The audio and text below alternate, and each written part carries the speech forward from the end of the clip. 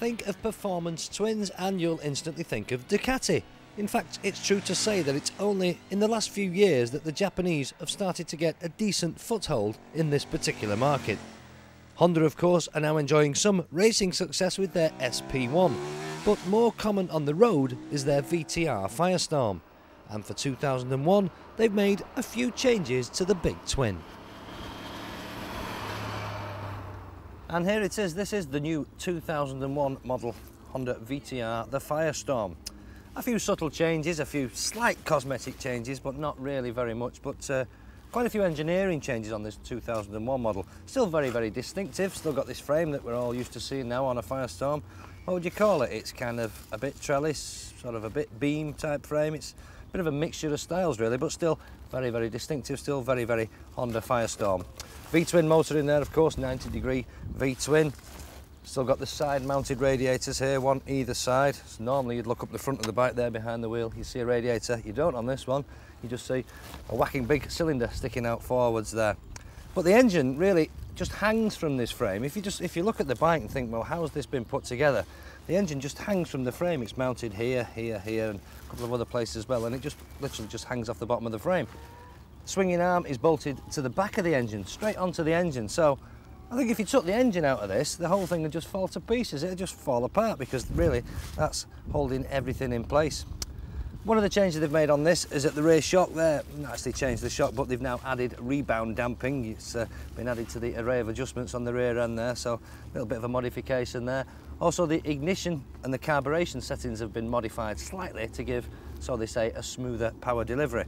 Still got carburetors on this, look, manual choke there on the side there, which is a bit awkward to find with a glove hand until you actually get used to where it is, but there it is. We've not gone fuel injected yet. You'd have thought they might have done that on the latest model, but no carburetors we've got. Up here, the handlebars, believe it or not, are different. Well, they're not different, they're just higher, slightly higher up, so they say it gives a more comfortable riding position now on this new version of it. And it is quite comfy actually. The seat's not bad. Couple of hours, 2 or 3 hours in the saddle, no problem at all. Also, the fuel tank has grown up. This is now a 19-litre fuel tank on this version. And I know Firestorms have never been famous for their sort of touring range, you might say. They've never been famous for their economy. And let me tell you that I filled this up a few days ago, right to the top, and then I did fairly sustained high-speed sort of travelling on the motorways at quite high speeds. And I got 120 miles before the low fuel light started to flash. Well, that's not good if you ask me. I don't think that's great. Okay, I didn't run out of fuel, but the light was flashing, so after 120 miles I was starting to look around for fuel, so probably not quite addressed that problem just yet. But it is a comfy bike, as I say. You can sit on it a long time and enjoy the big throbbing V-twin motor, because it does throb, because that's what V-twins do.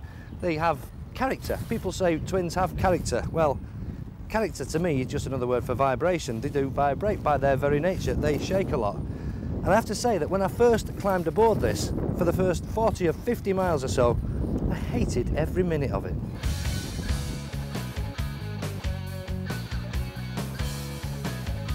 Perhaps I was judging things a little bit too quickly. Yes, I did hate it at first, but after what, 300 or 400 miles or so, I started to slip into the groove, as they say. I really think it's a case of what you've been used to. If you've served your time on 4-cylinder machines, then you'll probably hate the twins. There again, if you've been brought up with twins, you'll probably love the new Firestorm. It is slightly lumpy at low revs, and it likes to be spent at somewhere around 3,500 revs before things start to smooth out. And it doesn't go completely smooth until you hit 4,000 revs, by which time in top gear you're doing 75 miles an hour. And although it might be great fun, you can't travel everywhere at that kind of speed. And that's the problem, you see. This is a bike that likes to be worked hard. It likes to go fast. I think it'd be brilliant on a racetrack. Not actually had a chance to get it on a track this week, but I think it'd be a fantastic track bike. But it doesn't like cities. It doesn't like traffic. It tends to chug a bit when it's revving very low, or when it's in a low gear. Which is, I don't like it, to be honest with you. But I'll show you something else that they've changed. This dashboard up here, this is all different. Got a little digital display over there which gives you all the usual. We're all used to that now. Sort of temperature, there's a couple of trips, mileometer, fuel there as well. But this, let me show you this. I don't like this. They've got a big rev counter in the middle, fine. But then the speedo here, just look at the size of those numbers. Very, very difficult to read. And also the sort of strange thing is, if you look where 0 miles an hour is, if you imagine that's a clock face, it's at kind of 20 past, isn't it? So which means that when the needle is at half past, if you like, you're doing 55 miles an hour. When you glance down and you see the needle pointing straight down, it just looks weird. You expect it to be sort of starting to rise at 50 miles an hour. I just think it's odd. And especially when you think of other Honda bikes like the CBR 600, that's got a big speedo on it, which is digital, and you look down at a glance, it's dead easy to read. So Honda obviously think it's important to be able to read the speed. Then they go and stick this on the Firestorm. I mean, why that speedo isn't in the middle, I don't know. It should be, if you ask me, because it's the speedo that's going to save your license, save the points at the end of the day. But there you go. So I don't like that. Very sorry about that.